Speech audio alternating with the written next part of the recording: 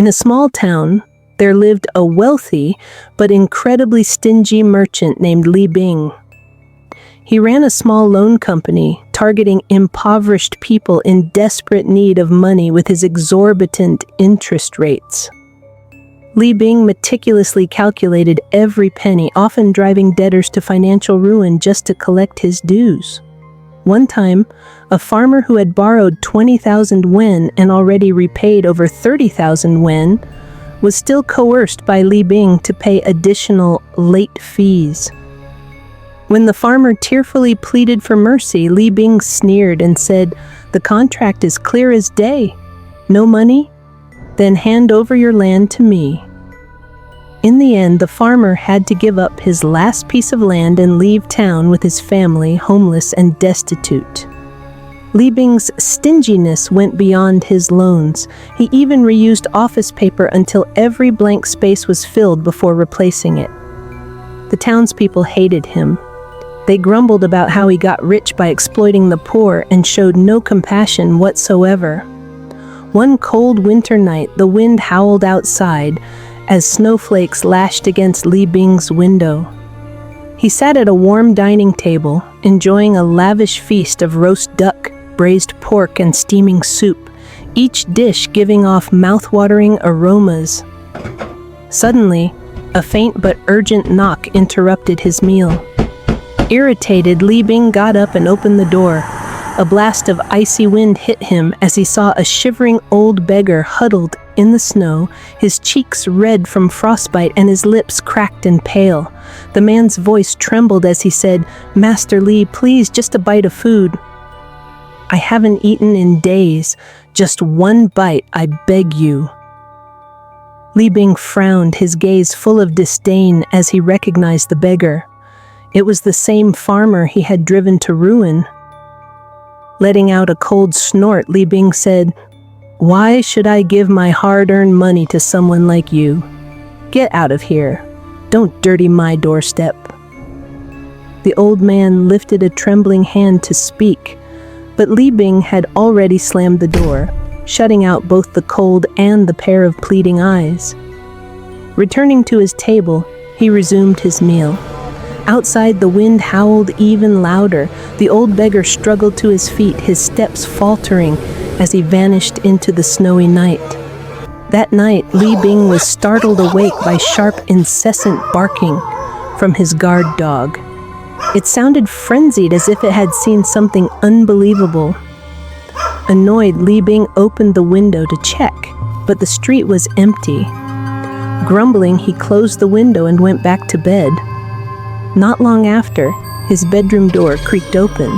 Startled, Li Bing sat up to see a large wolf-like dog standing in the doorway. "How did you get in here? Get out!" Li Bing shouted, but the dog didn't move. Instead, it slowly approached him. The dog raised its head, revealing a small, glowing black stone in its mouth, inscribed with tiny, intricate symbols. It placed the stone on the floor and blew on it gently. The stone transformed into an aromatic apple, large as a bowl, with a pinkish hue and a golden glow. Li Bing was mesmerized. His eyes lit up with greed as he reached out and grabbed the apple, thinking to himself, "Heaven must favor me to send such a treasure my way." The apple's fragrance was intoxicating, and unable to resist its allure, he took a bite. The taste was exquisite, like the legendary peaches of immortality. He devoured it ravenously. Sweet juice exploded in his mouth, briefly, momentarily erasing his discomfort. But soon, a sharp, stabbing pain spread from his stomach to his limbs. His body convulsed, as if countless sharp teeth were gnawing at him from the inside. Falling to the floor, he clutched his abdomen and groaned in agony. "What's happening?" Li Bing gasped, looking down at his hands, which were rapidly becoming thin and skeletal, his skin cracking like old tree bark. Horrified, he turned to the mirror and saw a gaunt, wrinkled face with hollow eyes and gray hair staring back at him. Only then did he realize the apple was no divine gift, but a curse. A monstrous hunger overwhelmed him, as if he were being devoured by a bottomless void.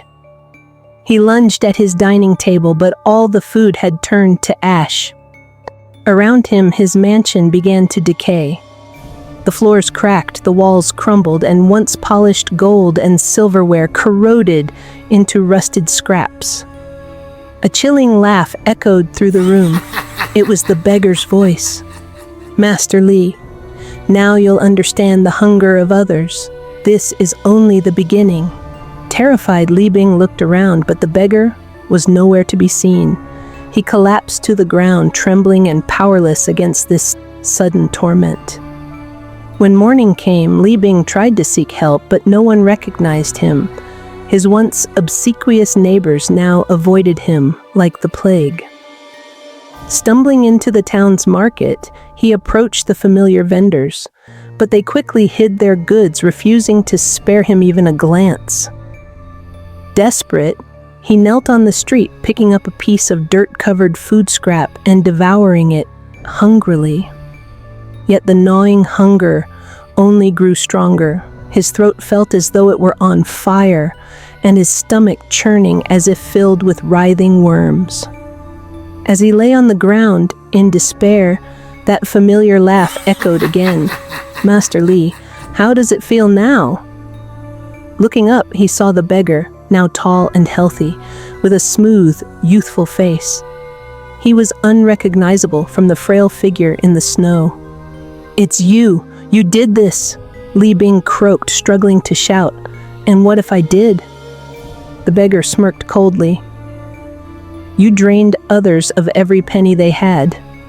Now, you're simply getting a taste of your own medicine." Li Bing tried to crawl toward him, but his strength failed.